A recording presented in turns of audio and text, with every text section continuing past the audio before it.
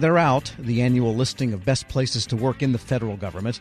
Compiled each year by the Partnership for Public Service, it's safe to say managers and line employees alike are going to pore over them again.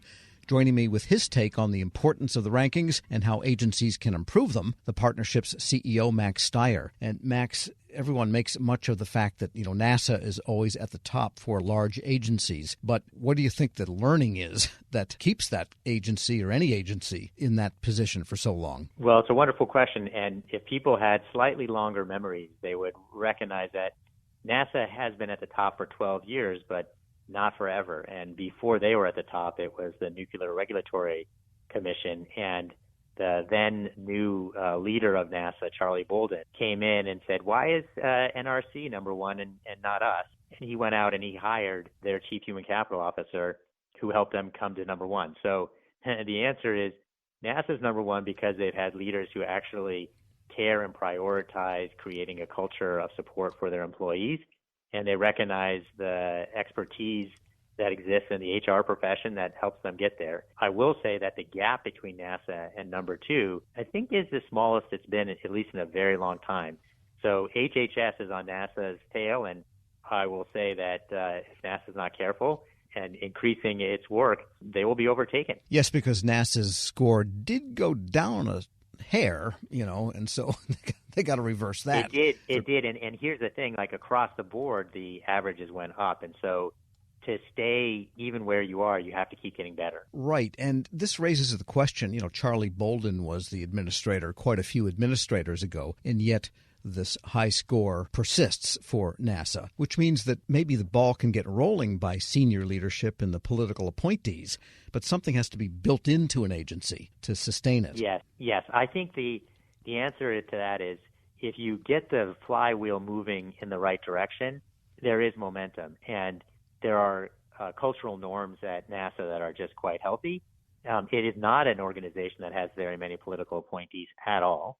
So the broader leadership group is highly committed to creating environments that get the best out of employees, and that matters. An agency that's at the bottom, it's hard to turn those around. It's a lot easier to keep a healthy culture going and growing than it is to bring an agency that is hurting out of the hole that's been dug. And if you look at the scores by category, from large departments down to component agencies, the smaller the unit that is measured, the wider the range from top to bottom, which to me says that there is an element of locality involved. That is, one's particular manager or boss locally in a bureau or an agency or a component is really crucial, which means that senior executive rank and the higher level managerial ranks, that's the key. Absolutely. And it is fascinating. The differences are more important than the averages.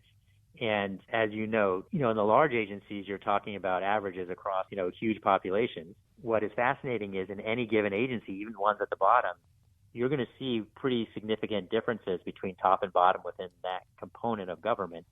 And what good leaders would do would be to recognize and learn from the leaders in the places that are doing better and provide help and support to those that are at the bottom, and sometimes hold the leaders accountable. All the times hold the leaders accountable, but help them actually improve if those are their bottom. So you look at these big agencies, and oftentimes they will argue, well, we face, special problems. We mainly are law enforcement. We are this, we're that. And what's fascinating, though, is that if you look inside that organization, despite whatever external challenges that are out there, different parts of the agency are able to address those challenges better or worse. And so you want to learn from better and you want to help the worst. Yes, the Army is in the top 10, and their score is just about average for the government, but they're in the top 10 of large agencies. And who's got a tougher job in the world than the U.S. Army? Yeah, and honestly, they all have their own challenges. And if you pull the Army apart, you would see undoubtedly components that could rival NASA score and components that would be, near bottom if rated against the large agencies. So again, that is where the real learning is, and the opportunity to get better is to use the data not only to understand what's wrong on a macro level, but to identify the places that are actually working well and learn the lessons that have enabled those components to succeed despite whatever challenges exist for the whole organization. We're speaking with Max Stier, President and CEO of the Partnership for Public Service. And just briefly review how the numbers are derived. In some level, they're based on the Federal Employee Viewpoint Survey scores. Tell us how you arrive at the rankings. Yeah, so it's interesting, though, these things change. The majority of the data we get from the wonderful work that the Office of Personnel Management does through the Federal Employee Viewpoint Survey. We were able to persuade Congress to pass a law that requires every agency in government to conduct an annual employee survey, and OPM is doing that work across the board. There are some agencies, for example, the VA, that do their own survey, and they provide us that data directly, as do offices that are not covered by the law, like the GAO, Government Accountability Office.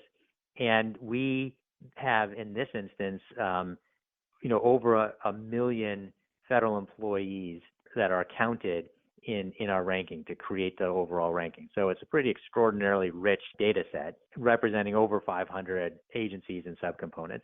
And we provide an overall score that's based on 3 different questions that are effectively asking what that overall experience is for the employee.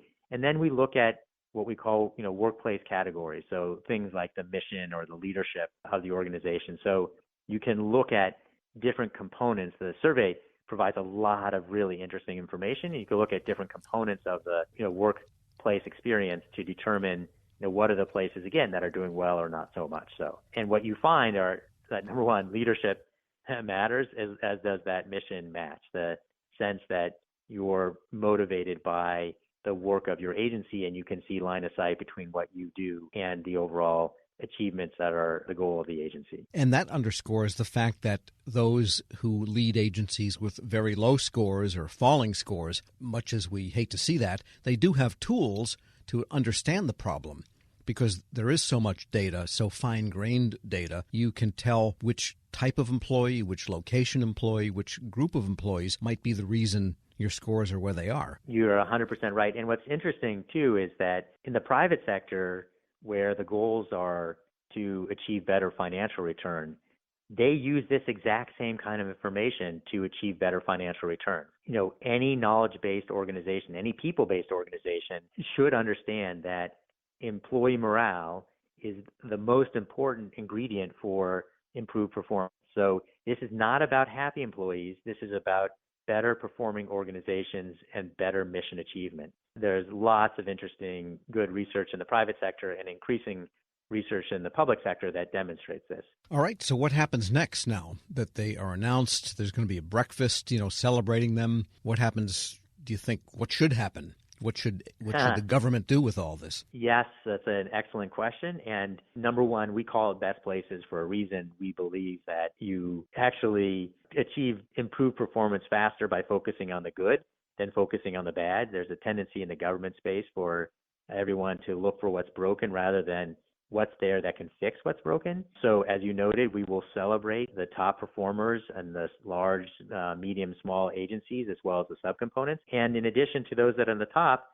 also those that are most improved, because we think the direction matters. And again, any leader that is able to move their agency up in a consequential way should be celebrated. To your point about what happens after that, our hope and expectation is that, good leaders are going to take the data, use it to help them create better environments for their employees so that they can perform even with more impact, and that they'll learn from peers that are doing well, because there are clearly lessons to be learned across the board. And ultimately, we hope that the leadership writ large, i.e. the President of the United States and the Congress, use this information to, again, celebrate those that are doing well and to call to account those that are, frankly, falling down on the job. Max Stier is President and CEO of the Partnership for Public Service. As always, good to have you. Hey, it's a pleasure. Thank you for paying attention. And we'll post this interview along with a link to the Best Places rankings at federalnewsnetwork.com/Federal Drive. Subscribe to the Federal Drive wherever you get your podcasts.